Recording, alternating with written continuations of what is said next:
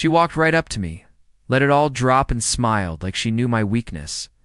Transport bay doors hissed open and Lieutenant Commander Jake Harrison felt the cold recycled air hit his face as he stepped onto the orbital station humanity had. Built at the edge of the frontier sector, 3 years of deep space patrol had taught him to expect the unexpected. But nothing could have prepared him for what walked through those doors. Nix G was tall, easily, 6'4", with skin that shimmered like liquid mercury under the station's harsh fluorescent lights. Her eyes were the color of distant nebulas, swirling purples and blues that seemed to hold entire galaxies within them. Her hair, if you could call it that, flowed down her back in waves of what looked like living starlight, and she wore something that could barely be called clothing, more like strategic strips of iridescent fabric that left very little to imagination. Jake tried not to stare. He really did Luton and Amber Wells his. Second in command whistled low beside him. Humans and Vrexians don't exactly have a history of friendly encounters, she muttered. Alien woman moved with a grace that seemed to defy gravity, each step deliberate, each movement calculated. She approached the human delegation with confidence that bordered on arrogance, and when she stopped directly in front of Jake, those cosmic eyes locked onto his with an intensity that made his breath catchy. Am Kara of the Vrexian Diplomatic Corps, her voice was like music played on instruments that had not been invented yet, smooth, deep with harmonics that resonated in his chest. I have been assigned as liaison between our people.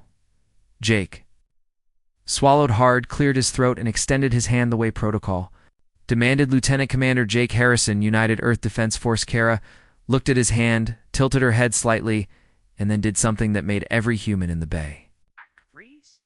She reached up to her shoulder and pressed something. The fabric that barely covered her body suddenly dissolved into particles of light, leaving her completely exposed for exactly 3 seconds, before reforming into a different configuration that somehow covered even less than before. Among my people, she said, with a smile that showed teeth just a bit too sharp, this is how we greet those we find interesting. Jake choked on nothing. Jake felt heat crawl up his neck.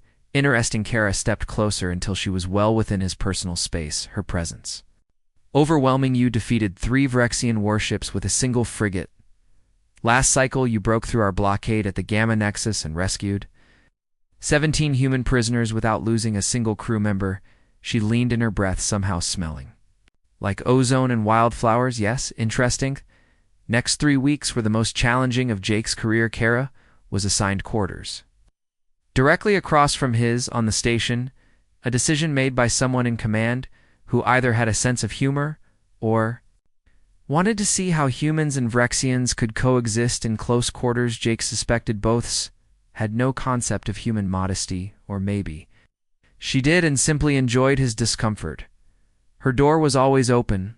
Literally and culturally, she would stand in her doorway, wearing whatever minimal configuration her adaptive clothing decided on that day, and watch him with those nebula. Morning, Commander, she would purr as he tried to focus on his morning briefing on his datapad. Morning, Ambassador. He would reply, keeping his eyes firmly on the screener. You afraid of me? She asked one day. Her voice, curious rather than mocking. Jake looked up from his work. Nathan, why do you avoid looking at Mebicos? He set the pad down because in human culture, staring is considered ruddish, laughed a sound like wind chimes in a storm. How wonderfully primitive, but, despite her teasing, despite the constant tension that crackled between them like static electricity, Jake began to see beyond the intimidation. Tactics. Kara was brilliant. Her mind worked in ways that made human strategists look like children playing with blocks. She understood quantum mechanics the way he understood breathing, and when she talked about her home world, her voice softened with genuine longing. We were in the observation deck one evening, the vast window showing the slow spin of stars when she finally let her guard down. Me people sent me here as a test, she admitted, standing beside him close enough that he could feel the heat radiating from her skin. The war has cost us dearly, despite what propaganda says. On both sides, the Council believes that humans might be more than just another species to conquer it. What do you believe? Jake Scouch turned to face him, fully, that ever-present smile fading into something more genuine. I believe, she said slowly, that you are the first human who has looked at me and seen a person, Not a weapon, not a threat, not a conquest. Just a person. Something shifted between them. In that moment the games fell away. The posturing, the cultural differences that seemed so vast suddenly felt manageable. "See you, Kara," Jake said, meeting her eyes without flinching. I have from the beginning her hand, found his warm and surprisingly soft for someone who belonged to a warrior race. "Do you know what Vrexians do when they find someone who truly sees them, Withy?" "Claim them," she said it simply, like discussing the weather, her fingers intertwined with his, and if that person accepts. They claimed them back. Jake's heart hammered against his ribs. This could end his career fraternization with an alien. Species, especially one Earth was still technically at war with, was grounds for court-martial at minimum. "Are you claiming me, ambassadors?"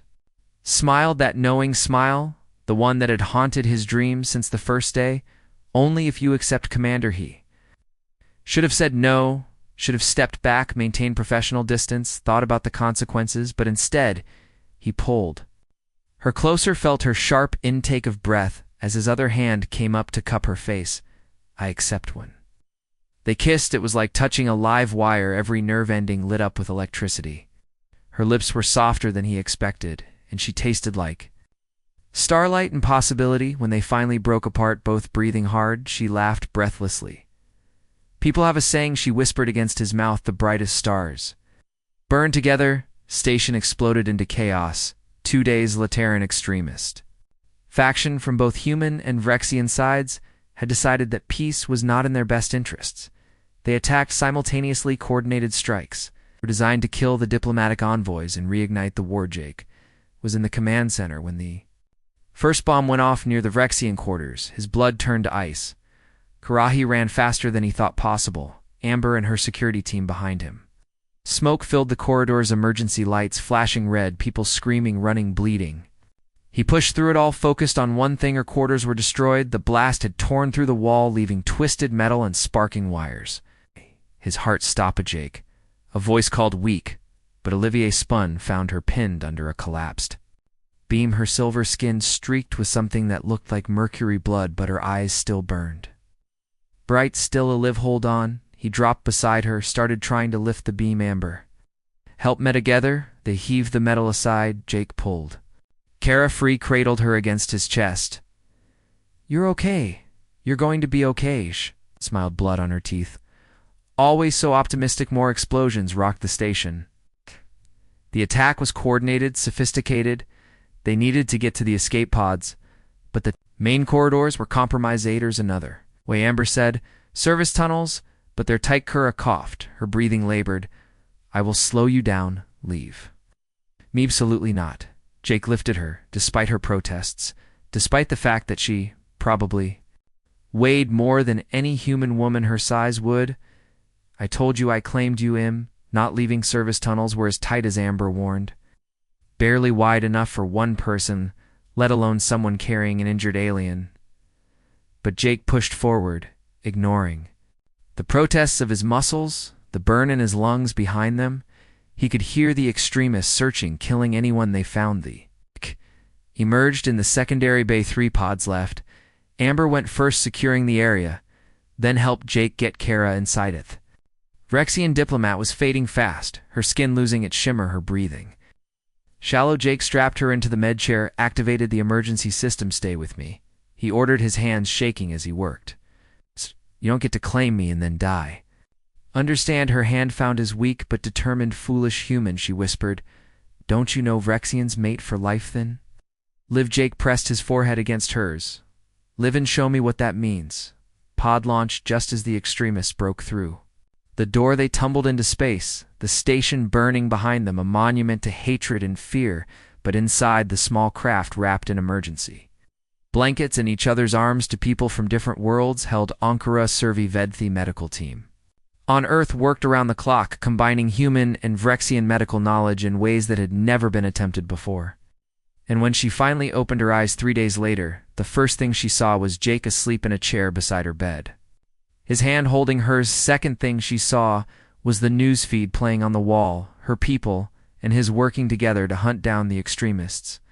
Both governments unified in their condemnation of the attack, the treaty that had been stalled 4 months suddenly pushed through with overwhelming Suppertony diplomat and one commander. She murmured had done what entire fleets could not. Jake woke to find her watching him. You're awake, she smiled, tired but genuine. You study told you am not going anywhere.